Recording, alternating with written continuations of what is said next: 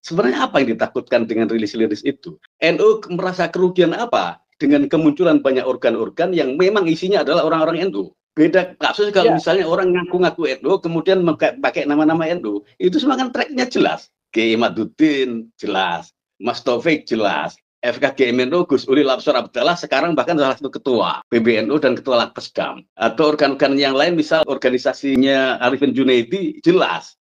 Kerugiannya apa? Ini harus diberi penegasan itu. Jadi membaca ulang deh Sekjen Saifullah Yusuf, Nahdlatul Ulama di sini, bukan Nahdlatul Hukama, bukan Nahdlatul Siyasah.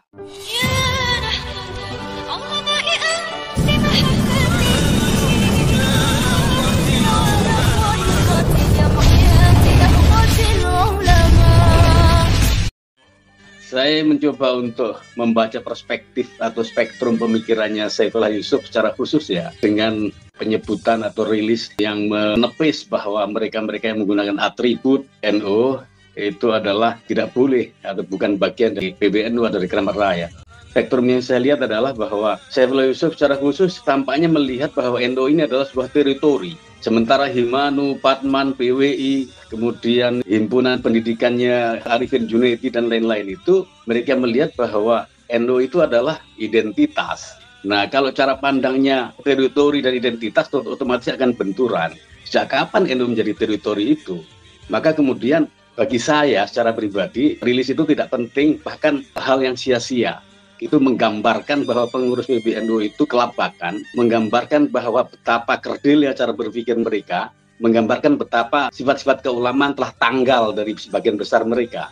Kenapa begitu? Ya identitas suruh melepas itu bagaimana?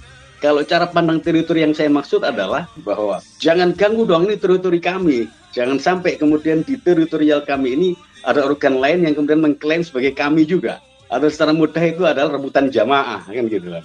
Nah, kalau identitas ini sama, saya ini menjadi NU sama kayak saya menjadi Jawa. Jangan-jangan nanti juga ada rilis ke saya atau ke yang lain-lain bahwa Soleh bukan NU. Kacau seperti ini. Kemudian ada organ-organ lain yang tidak disebut segitu, dan itu NU yang sangat lekat. Ada FKGMNU. Dulu Pak Ulil Absor Abdallah, sekarang Ketua Lakpesdam, salah satu ketua PBNU, dia adalah salah satu pencetus FKGMNU. Dan tidak disebut situ. Aktivitasnya ada. Mereka sering ngumpul-ngumpul diskusi dan produktif. Di Jawa Timur saya ini adalah koordinator pada tahun 2005 sampai 2009, saya koordinator provinsi untuk presidium GMNU. Tidak disebut di situ berarti masih boleh. Nah, kemudian ada lagi itu Fan NU namanya. Ada penggemar supporter sepak bola yang menyebut dirinya Fan NU. Ini juga nggak disebut. Fan NU, Fan Newcastle United, salah satu klub Liga Inggris itu. Jadi nanti Gus Ipul harus merevisi lah. Pertama masukkan FKGMNU, kedua memasukkan Fan NU, Fan Newcastle United itu. Agar semua yang berbau NU karena mengganggu teritori NU itu dihilangkan semua. Nah, kemudian selanjutnya adalah saya melihat bahwa ini bukan tradisi kita ya, bukan tradisi ke-NU-an kita. Dalam arti bahwa tidak ada sebelum-sebelumnya itu rilis yang remeh-temeh seperti ini nggak pernah ada. Termasuk ketika dulu Gus Dur berseberangan dengan Abu Hasan sekalipun, mereka membentuk organ yang mirip-mirip NU, ya biasa saja Gus Dur menanggapinya. Saya tidak secara khusus bahwa ini ditujukan ke Patman atau ke PWI atau ke Himanu. Menurut saya ini lebih kepada cara berpikir mereka yang tidak melihat atau tidak merasa bahwa NU ini punya kebesaran, punya keagungan tersendiri. Biasanya kan orang kalau merasa besar, kemudian ada orang yang menyaingi atau setidaknya itu mengganggu-ganggu dikit, itu kan gatal aja kan tangannya itu. Tapi bagi mereka yang besar beneran, mau pakai NU, mau pakai ini nggak masalah lah. Gitu. Sama kayak Gus Dur ketika melihat bahwa ada bendera bintang kejora di Papua, di samping bendera merah putih. Gus Dur menanggapinya ringan saja. Sama bendera bintang kejora itu di Jawa sama kayak bendera NU itu, tidak masalah itu. Kemudian menjadi selesai persoalan. Jadi ini menanggapi sesuatu yang kelasnya itu kucing, tapi ini dilihat sebagai harimau. Gitu. Atau seperti orang melihat bahwa gajah di pelupuk mata tidak kelihatan, sementara debu di tengah lautan kelihatan. Sebenarnya apa yang ditakutkan dengan rilis-rilis itu? NU merasa kerugian apa dengan kemunculan banyak organ-organ yang memang isinya adalah orang-orang NU? Beda kasus kalau misalnya orang ngaku-ngaku NU, kemudian pakai nama-nama NU, itu semua kan tracknya jelas. Kiai Maduddin jelas, Mas Taufik jelas, FKGMNU Gus Ulil Absor Abdallah sekarang bahkan salah satu ketua PBNU dan ketua Lakpesdam, atau organ-organ yang lain misal organisasinya Arifin Junaidi jelas. Kerugiannya apa? Apakah ini membuat sebuah skat antara NU struktural dengan kultural yang menurut Anda ini akan menjadi sebuah jarak lebih lebar ketika surat ini diterbitkan secara resmi? NU itu ngurusi struktural atau ngurusi jamaiyah? Ngurusi struktur seperti itu. Sejak kapan NU itu ngurusi struktur? Ada gelagat luar biasa di kepengurusan Muktamar Lampung ini bahwa NU dijadikan sebagai untuk menambah kurikulum vitae, untuk menambah seseorang untuk menjabat jabatan di pemerintahan tertentu, dan ini berbahaya. Maka keluarnya surat-surat yang seperti rilisnya Saifullah Yusuf, Sekjen PBNU, Menteri Sosial itu kaitannya adalah ada banyak kepengurusan NU, struktur di cabang di wilayah itu digunakan untuk menopang karir seseorang di jabatan pemerintahan. Sejak kapan NU itu sebagai penopang pemerintahan itu? NU itu ngurusi jamaiyah, ngurusi pesantren, ngurusi madrasah. Pengurusnya ngurusi itu, bukan pengurus ngurusi struktur. Kapan itu? Tidak produktif. Makanya kemudian harus jelas antara state dan society di sini.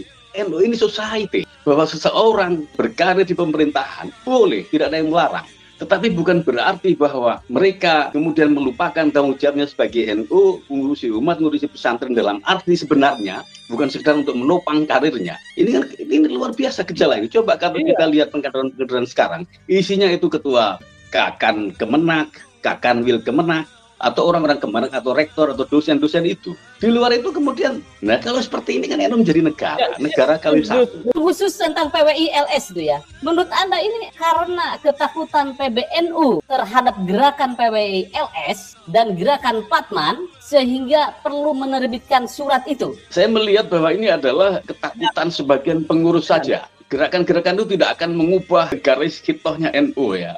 Karena justru itu lebih produktif, akan memperkuat fungsi-fungsi sosial kemasyarakatan, fungsi-fungsi keumatan, fungsi-fungsi jamiah NU dengan banyaknya organ-organ non-PBNU dan non-struktur. LSM ini kan antara negara dan masyarakat. Tetapi jangan dong yang mereka berkarir di pemerintahan itu ditopang begitu rupa, sementara yang bermain di tengah-tengah masyarakat dihajar, dikeluarkan rilis itu. Aspek adalah cara berpikir yang balance ya, antara mereka yang berkarir di negara juga difasilitasi, mereka yang kayak Mas Taufik, kayak Kiai Maduddin dan macam-macam itu juga harus diapresiasi dong. Jangan kemudian kayak belah bambu seperti itu. Jadi saya melihat bahwa birokratisasi dalam konteks strukturisasi, dalam konteks NU menjadi alat untuk menopang kepentingan pribadi seseorang, karir dan lain-lain itu nyata sekali adanya di saat ini. Sementara yang di tengah-tengah masyarakat, makanya kemudian keinginan menjadi NU, keinginan menjadi struktur NU menjadi sangat kuat karena adalah aspek ini. Jangan tanya sekarang apa yang Anda berikan pada NU, pengabdian apa yang Anda berikan pada NU. Enggak, pertanyaan-pertanyaan seperti itu kan menjadi pertanyaan yang kayak oase di tengah gurun kan gitu. Ya, kalau begitu NU makin seksi dong, diperhitungkan kalau begitu. Menjadi daftar riwayat hidup saya mau nyalon mau apa juga kan NU gitu kan ya. Artinya ada legitimasi sosial keagamaan. Iya, saya tidak menutup mata bahwa NU seksi dan strategi dalam konteks ini. Tetapi kan bahwa kholqiyahnya NU, kediriannya NU, itu adalah keulamaan, keumatan, bukan kenegaraan. Ini harus diberi penegasan itu. Jadi membaca ulang deh, Sekjen Saifullah Yusuf, Nahdlatul Ulama di sini. Bukan Nahdlatul Hukama, bukan Nahdlatul Siyasah. Jadi perbedaan tegas di situ. Ber-NU artinya bisa ngaji, ber-NU artinya bisa memimpin tahlil, ber-NU artinya bisa khutbah, ber-NU artinya bisa memimpin istighosah. Itu adalah standar dasar orang NU. Bahwa Anda menjadi menteri, bahwa Anda menjadi kakanwil, bahwa Anda menjadi kemenak, menjadi rektor itu soal lain. Tetapi unsur-unsur ulama ini harus tegas dalam diri seseorang, terutama ketika menjabat struktur.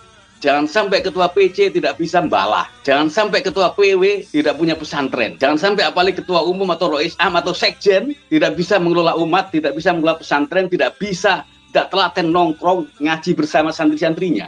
NU itu pesantren besar. Pesantren adalah NU kecil.